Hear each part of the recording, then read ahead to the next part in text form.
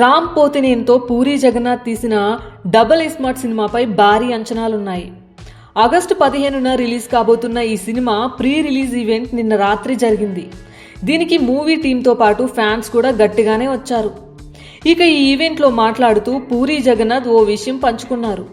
తాను హిట్ సినిమాలు తీసినప్పుడు చాలా మంది ఫోన్ చేసి మెచ్చుకుంటారని, కానీ ఫ్లాప్ తీసినప్పుడు ఓ వ్యక్తి తనకు ఫోన్ చేసి మాట్లాడింది ఎప్పటికీ మర్చిపోలేనంటూ పూరి అన్నారు. నాకు ఈ మధ్య వచ్చిన ఓ ఫోన్ కాల్ గురించి మీ అందరికీ చెప్పాలి. హిట్ సినిమా తీసినప్పుడు చాలామంది నాకు ఫోన్లు చేస్తారు, మెచ్చుకుంటారు. కానీ నేను ఇటీవల తీసిన ఫ్లాప్ చిత్రం తర్వాత ఒక వారానికి విజయేంద్ర ప్రసాద్ నాకు ఫోన్ చేశారు. సాధారణంగా ఆయన ఎప్పుడూ నాకు ఫోన్ చేయరు. అందుకే చూసిన వెంటనే ఏంటి ఈయన ఫోన్ చేస్తున్నారు అనుకున్నాను. లిఫ్ట్ చేస్తే నాకు చిన్న సాయం చేస్తారా అంటూ అడిగారు.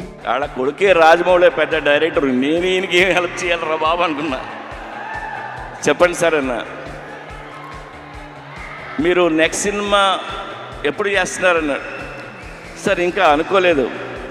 సరే నువ్వు ఎప్పుడు చేసే ముందు నాకు ఆ కథ చెప్తారా అన్నాడు ఆయన. ఆయన ఎందుకన్నారంటే ఎందుకన్నారో నాకు అర్థమైంది, నేను వింటున్నా. ఆయన మాట చెప్పారు, మీలాంటి డైరెక్టర్లు ఫెయిల్ అవ్వడం నేను చూడలేను.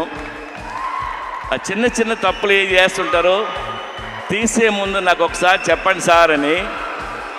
ఆ ఒక్క ఫోన్ కాల్ నాకు చాలా ఎమోషనల్ అయిపోయింది నేను. అందుకే ఎంతో జాగ్రత్తగా ఈ సినిమా తీసామంటూ పూరి చెప్పారు. ఇదే ఈవెంట్లో హీరో రామ్ కూడా చాలా ఎనర్జెటిక్గా మాట్లాడారు.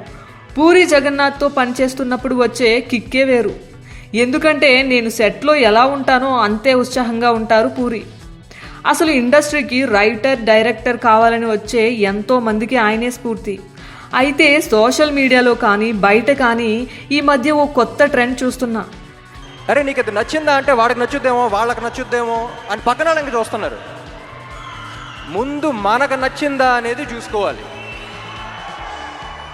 మనం హోటల్కి వెళ్ళి ఒక బిర్యానీ తిన్నాం అనుకోండి, బిర్యానీ బాగుందిరా అనుకుని చుట్టుపక్కల ఉన్న నలుగురు బాగాలేదంటే మనమే డౌట్ రాకూడదు, నేను తిన్నాను బాగుంది. మీకు సినిమా నచ్చితే నచ్చిందని చెప్పండి, వాళ్ళు వీళ్ళు ఏమనుకుంటారు అని ఆలోచించకండి.